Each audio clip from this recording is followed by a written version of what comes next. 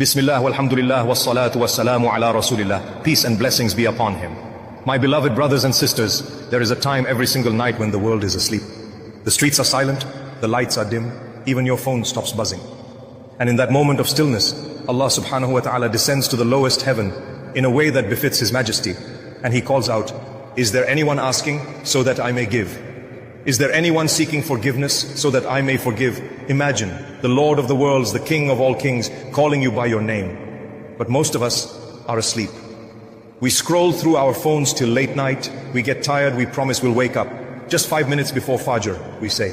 But those 5 minutes never come. Tahajjud, my brothers and sisters, is not just a prayer. It's a meeting with the one who never rejects you. It's when the world turns its back on you, and yet Allah subhanahu wa ta'ala is waiting just for you. Let me tell you something beautiful. Even the prophets, may Allah be pleased with them all, turn to Allah subhanahu wa ta'ala at night. Our beloved Prophet Muhammad, peace and blessings be upon him, would stand in prayer for so long that his blessed feet would swell. When Aisha, may Allah be pleased with her, asked, "Why, O Messenger of Allah, when Allah has already forgiven all your sins?" He replied softly, "Should I not be a thankful servant?" Subhanallah. Even though he had nothing to be forgiven for, he would still cry to his Rabb at night. So what about us? We who have so many sins, so many mistakes, we who cry to people, post our pain online, but forget the one who can actually fix our hearts. Some people ask, do I need to sleep before tahajjud? The answer is yes, ideally. But if you couldn't sleep, still stand up and pray before Fajr. Because tahajjud is about connection, not just timing. The scholars say tahajjud begins after Isha and continues until the time of Fajr. And the best time, the time when Allah subhanahu wa ta'ala's mercy pours like rain, is the last third of the night. So how do you know when that is? Simply divide the night into 3 parts. Let's say Maghrib is at 7 p.m. and Fajr is at 5 a.m. That's 10 hours. The last third is from about 2:30 a.m. to 5 o'clock a.m. That's the most special, powerful time. And when you stand in tahajjud, you don't need fancy Arabic. You don't need memorized du'as. Just speak to Allah subhanahu wa ta'ala from your heart. Say, "Ya Allah, I'm weak. Ya Allah, I've sinned. Ya Allah, I'm trying." And He listens. He listens to your trembling voice, your tears, your silence.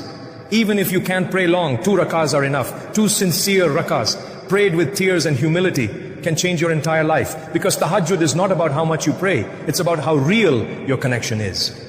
And remember, we try our best to read all your beautiful comments. But sometimes there are too many. So we request our brothers and sisters, those who have knowledge, please reply to others who ask how to pray tahajjud, what to recite, what to say if we don't know Arabic. Help them, teach them. Because maybe your one reply becomes the reason someone starts praying tahajjud. And maybe on the day of judgment, that soul will take your hand and say, "Because of you, I found my way to Allah subhanahu wa ta'ala at night." Tahajjud is not just a prayer. It's a moment of love, a private whisper, a tear that Allah subhanahu wa ta'ala treasures more than gold. So tonight, when the world sleeps, wake up, raise your hands and just say, "Ya Allah, I'm here." My beloved brothers and sisters, when you stand for tahajjud, it doesn't matter if your voice shakes, if your Arabic isn't perfect, or if you can only whisper. Because Allah subhanahu wa ta'ala understands every language, even the language of your tears. Some people ask, what should I recite in tahajjud? The answer is simple. Recite what you know. If it's only Surah Al-Ikhlas, recite that with love. If it's Surah Al-Fatiha and a few short surahs, recite them slowly. Tahajjud is not about the length of your recitation. It's about the depth of your sincerity. The Prophet Muhammad, peace and blessings be upon him, once said that the closest a servant is to his Lord is during the last part of the night. So in that moment, let your heart speak. If you don't know Arabic du'as, that's okay. After your prayer, raise your hands, close your eyes, and talk to Allah subhanahu wa ta'ala as you would talk to your most loving friend. Say, "Ya Allah, I'm struggling. Ya Allah, I have no one who truly understands me. Ya Allah, forgive me for my past. Ya Allah, guide me, heal me, bless my parents, my children, my rizq, my health, my heart." The Prophet Muhammad, peace and blessings be upon him, taught us that Allah subhanahu wa ta'ala never turns away the hands raised to him. Not one dua is wasted. Even if you don't see the answer right away, know that Allah subhanahu wa ta'ala is saving it for the perfect time, or something even better. And if you want a beautiful dua to say, remember this one from the Quran. Rabbi inni lima anzalta ilayya min khairin faqir. My Lord, I am in desperate need of whatever good you send to me. Surah Al-Qasas, ayah 28, verse 24. Say this when you need help, when your heart feels empty, when you don't know what to ask for. Because when you admit your need to Allah subhanahu wa ta'ala, He fills you with more than you could ever imagine. And other powerful dua is the dua of Prophet Yunus. May Allah be pleased with him when he was in the belly of the whale. La ilaha illa anta subhanaka inni kuntu minaz zalimin. There is no God but you. Glory be to you. Indeed, I have been of the wrongdoers. Surah Al-Anbiya, ayah 21, verse 87. The Prophet Muhammad, peace and blessings be upon him, said that whoever recites this dua in difficulty, Allah subhanahu wa ta'ala will remove their distress. So imagine, in the quiet of the night, you sit on your prayer mat, the world is asleep, and you whisper these words. Your sins begin to fall away like leaves from a tree. Your burdens start to melt, and your heart begins to feel light again. And my dear brothers and sisters, some of you send comments asking, what if I cry while praying? Let me tell you this, that's not a weakness. That's a sign your heart is alive. Because tears in tahajjud are pearls in the sight of Allah subhanahu wa ta'ala. He loves when his servant cries for him, not out of fear alone, but out of love, longing, and gratitude. The Prophet Muhammad, peace and blessings be upon him, said, The Prophet Muhammad, peace and blessings be upon him, said, 2 eyes will never be touched by the fire of hell. The eye that weeps out of fear of Allah, and the eye that stays awake guarding in the path of Allah. So cry freely.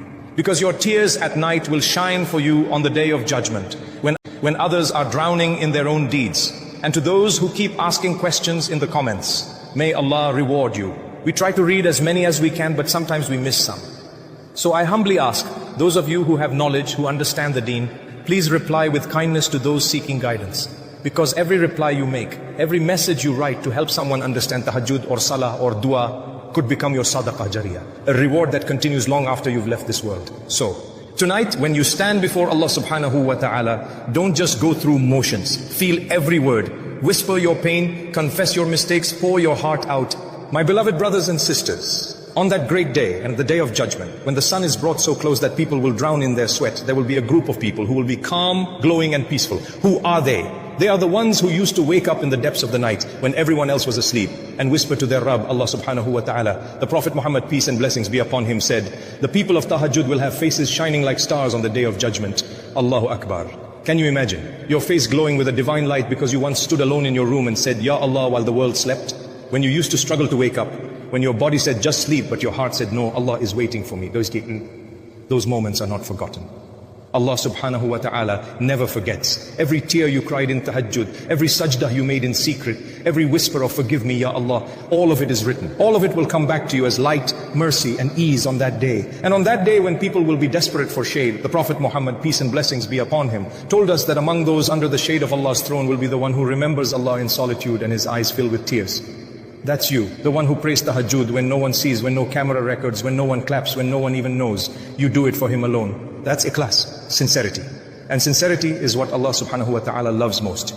My dear brothers and sisters, I know sometimes you wake up for tahajjud, but you feel nothing. You stand, you pray, but your heart feels empty. Don't give up. Even that prayer counts. Because every time you fight your sleep and stand before your Lord, you are telling him, Ya Allah, even when I feel nothing, I'll choose you. And Allah subhanahu wa ta'ala says in a hadith Qudsi, if my servant comes to me walking, I go to him running. So never think your tahajjud is small. Even 1 raka'ah, even 2, they are recorded, accepted and loved. And now my brothers and sisters, let us end with a dua that I pray reaches deep into your heart. Raise your hands, close your eyes and whisper softly, Ya Allah, the one who never sleeps, Ya Rahman, Ya Rahim. We are weak, we are sinners, yet you are the most forgiving. Ya Allah, accept our tahajjud, accept our tears, accept our whispers in the night. Ya Allah, forgive our past mistakes, the ones we remember and the ones we've forgotten. Ya Allah, grant us peace in our hearts, barakah in our rizq, shifa in our bodies, and light in our graves. Ya Allah, make our last breath the best of our breaths, and let our final words be La ilaha illallah Muhammadur Rasulullah. Ya Allah, gather us beneath your throne on the day of judgment, among those who used to call out to you in the dark of the night. And Ya Allah, allow us to meet you smiling as you say to us, this is the one who used to speak to me when others slept. Today I speak to him with my mercy. Ameen, Ameen, Ya Rabbal A'lameen. If this message touched your heart, then tonight, don't just plan to pray tahajjud. Pray it. Even if it's just 2 raka'at, even if you just say Ya Allah and cry. Because that moment between you and your Rabb could change your entire life and your eternity.